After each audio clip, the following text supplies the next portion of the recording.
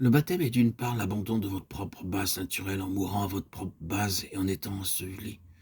Dans toute la mesure où votre propre base naturelle est concernée, c'est terminé quant à elle. Vous êtes mort. Vous avez quitté votre propre base naturelle. Dans votre baptême, d'autre part, vous avez été ressuscité ensemble avec Christ. Et vous êtes venu sur la base de Christ, l'homme céleste.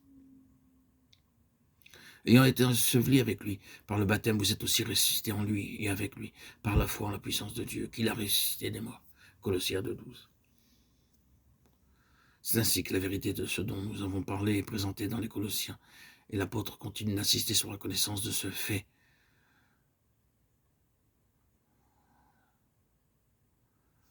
Si vous êtes mort avec Christ au principe élémentaire de ce fait, si vous êtes mort avec Christ au principe élémentaire du monde, pourquoi, comme si vous viviez dans le monde, vous impose-t-on ces préceptes? Colossiens 2,20.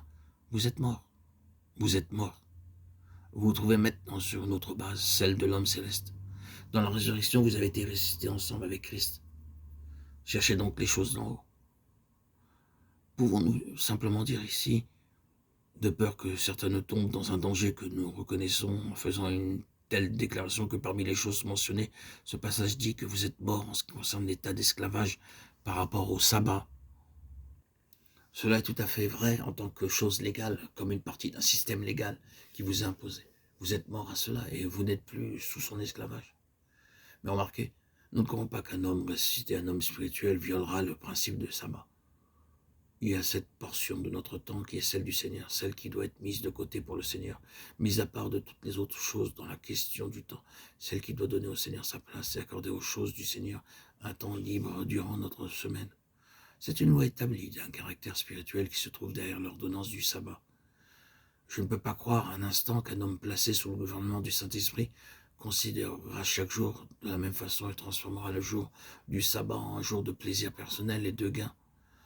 Le Saint-Esprit réprimerait un homme spirituel sur une telle question, tout en le gardant en même temps libre du sabbat légal, de sorte qu'il reste attaché à cela pour Dieu et non pas comme une partie d'un système religieux légal. Or, disons cela, comme une parenthèse pour sauvegarder ce qui vient d'être exprimé contre une conclusion injustifiée. Oui, je peux agir comme il me plaît parce que je ne suis plus sous la loi. Conclura quelqu'un. Et non, pas du tout. Dans la résurrection, nous pouvons voir maintenant le Saint-Esprit et sur la base de l'homme céleste, nous serons maintenus, ajustés par le Seigneur dans ces questions. Voyez que le baptême met en avant d'une part le fait que nous avons abandonné notre propre base naturelle à travers la mort et d'autre part le fait que dans la résurrection, nous sommes venus sur la base de l'homme céleste.